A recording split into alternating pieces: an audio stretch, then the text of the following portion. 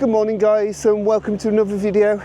And as you've probably gathered from the title of this video, I've got myself a new Micro Four Thirds camera.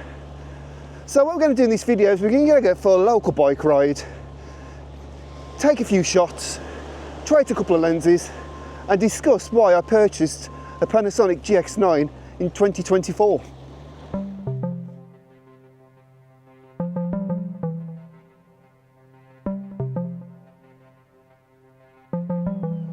Right guys, we're going to kickstart this video by jumping straight into the photo. Now as you can see from the screen, that my local lighthouse is looking lovely at the moment. It's freshly painted.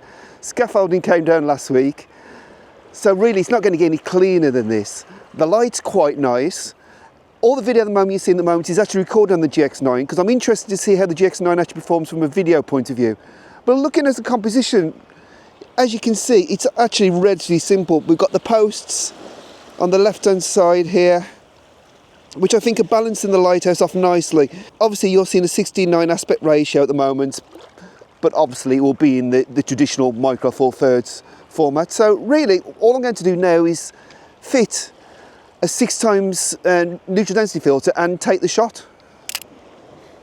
Well, that was a pleasant enough shot, but the scene's constantly changing because the tide's now retreating. So what I've done is I've moved slightly closer to my subject and I've put the lighthouse smack bang in the middle of the post, effectively where it was a missing post, so the lighthouse is in that spot. So I think it's quite a nice simple composition. I've put a 10x filter on, I'm getting a 6-second exposure, and I'm using a 4-second shutter delay just to help make sure there's no sort of camera shaking from me pressing the button, and I'm at f8.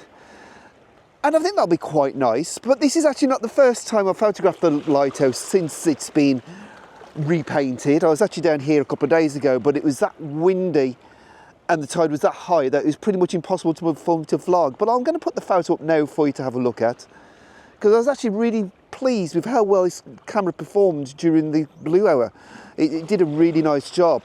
And I was shooting with the Panasonic S1R as well at the same time. And honestly, I've put the two photos next to each other. I'm not going to do that in this video, but when I looked at them at home, you know, I think this little GX9 really did hold its own up against the S1R. Obviously, the S1R had far more resolution, but I think for just looking on social media, for example, I don't think you'd actually be able to tell the difference, if I'm being honest. But yeah, this is a nice little scene. I think it's going to be a black and white, and I'll put it on the screen for you now. Now, if you've been watching this channel over the last year, you know it's been a while since I last used a Micro Four Thirds camera on this channel, and that's simply because of the OM5. Now, I know some people don't agree with what I said about the OM5, which is fine, but the reality is I lost faith in the camera because of the tripod mount, and if I lose faith in something, I'm not going to use it, so what's the point in keeping it? So I did sell the OM5, and I did sell the majority of my Micro Four Thirds stuff. Not all of it, but the majority. Simply because I wanted to really consider what I needed from the Micro Four Thirds system. Because obviously I'm a professional photographer, so I'm not going to just use Micro Four Thirds gear for all of my paid work. So I did have to really consider what I wanted from the system. And the conclusion I did draw was that I wanted a nice, small, compact system which I can do for things like this, throw in my bag and go for a bike ride, but still have the flexibility of focal lengths and the ability to get good photos. So really, to be honest, that narrowed down the choices of cameras quite a lot, because whilst the GH5 Mark II, which I had, was an absolutely wonderful camera,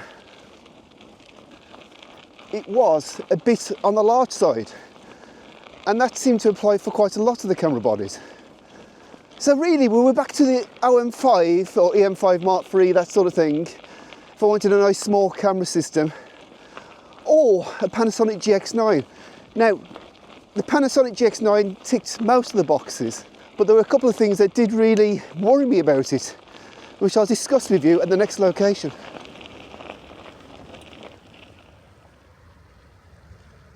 So I couldn't resist stopping and taking a photo of the ocean taxi yellow boat and the blue boat's behind. I've had to work really quick because the guy's actually just going into the boat in the rear. And As you can see, I'm just using the standard 14 to, I think it's 45, could be 14 to 42 mil kit lens anyway that came with the camera. I've just fitted a polarizing filter. I'm shooting at f8, which is giving me f8 ISO 200, which is giving me 100th of a second. So really, I could have done this handheld, but I like using a tripod just to sort of help refine the composition. Now, talking to tripods, obviously because I'm using a lighter camera system, I can get away with using a lighter tripod. Now, if it was windy, this would be a waste of time. You've seen, I did a video a few years ago where I was trying out the M5 Mark III, and the whole thing blew over. So obviously, if it's windy, this is not going to do it. But in nice calm conditions like this, this is perfectly adequate. But yeah, this is the beauty of having a smaller camera system, isn't it? The fact that you can, all the accessories get smaller filters, smaller lenses, smaller tripod, which means I can do more walking, more biking, things like that. What's not to love? And here's the shot. Now, as I mentioned, there was a couple of things that you worry about this camera. Actually, 3 things in total that really did put me off buying it. I've had my eyes on it for a good few years, but I was never 100% convinced. Now, the first 2 problems actually are quite easy to get around. If you look at the camera here, you'll see that the grip is pretty much non-existent, and it's a really small body. So without this additional grip here, it was really hard to hold, which did worry me. And the next problem is actually really combined, because if you look where this tripod hole is there, basically the tripod mount is right at the front of the camera. So that meant if I put additional plate on, it would sort of be sticking out over here. And I was worried that it actually wouldn't be applying enough pressure to sufficiently hold the camera as such. You know, we don't want an OM5 situation, do we? So I bought this £30 third-party grip off Amazon, which did 2 things. It gave me a decent sized grip to hold on to, and it also gave me an arc of plate come around here so I can now attach it to my tripod. Now, it also gives me another tripod mount here, which means I could actually use my capture clip if I wanted to and sort of put it in my bag while walking, which I may do, I'm not sure yet. But the reality is, I think without this grip, this camera's really hard to hold and really hard to use on a tripod. So I think I did have to spend the extra £30 on the grip, but the grip transforms the camera. It makes it really nice. And as you can see, it's a small thing. And the lens itself is small. This is just a kit lens, as I said. It seems really nice, but I will reserve my judgment for a few videos online after I've used it a little bit longer. But the thing that did worry me was this. And I'm not sure how well you can see it, but it's the EVF. The EVF is crazy small. And to make matters worse, when you view the image through the EVF, it doesn't even fill the whole EVF because it's a 16:9 aspect ratio EVF. And obviously it's a micro four photo, gives you a 4:3 size image. So really, the image you're looking at is very small on this camera.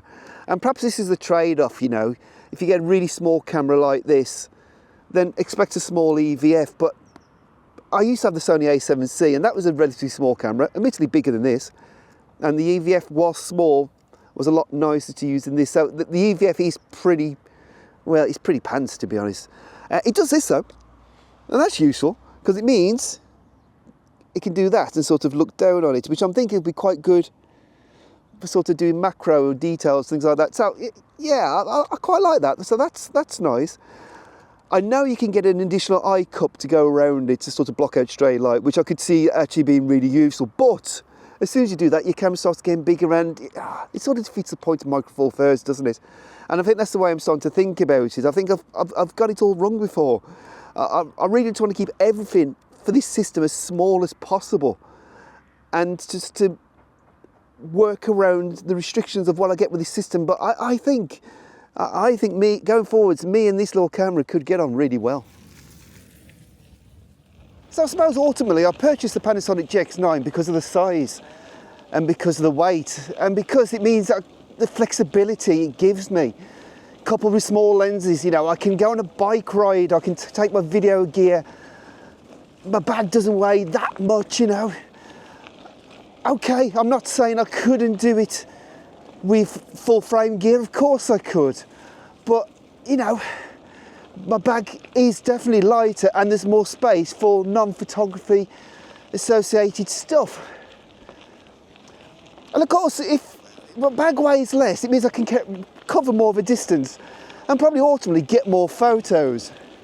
Now I've just left the coast, so I'm now heading back inland to my local woodland, where hopefully the autumn colours will be kicking off.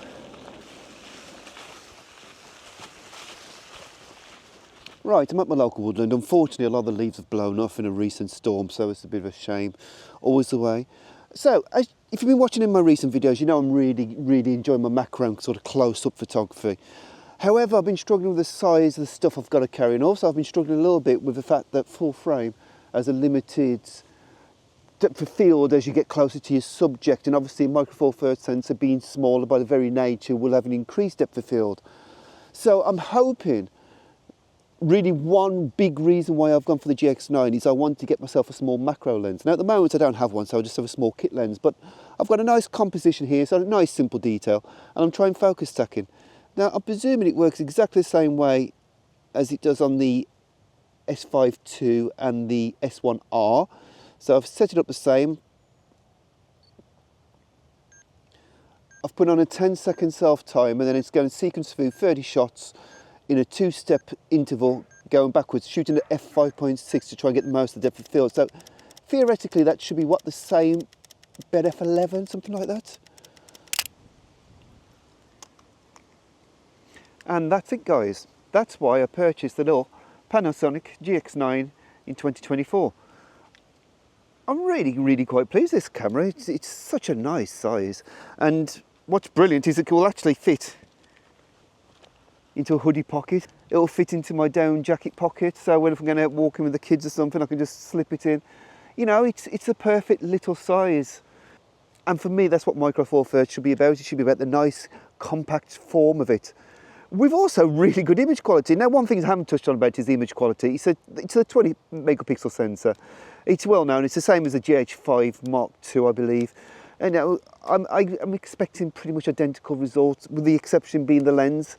But the results I've done so far is kit lens. It does seem really nice and sharp, but obviously time will tell. Now I did mention at the start of the video that I've actually got 2 lenses. Well, the other lens is this, which is the 45 to 150, which I picked up new from Amazon. I think it was £179, so not much.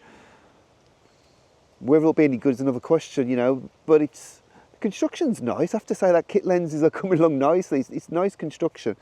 And look at this form factor. This is 28mm to 300mm covered with 2 super small lenses and a super small body.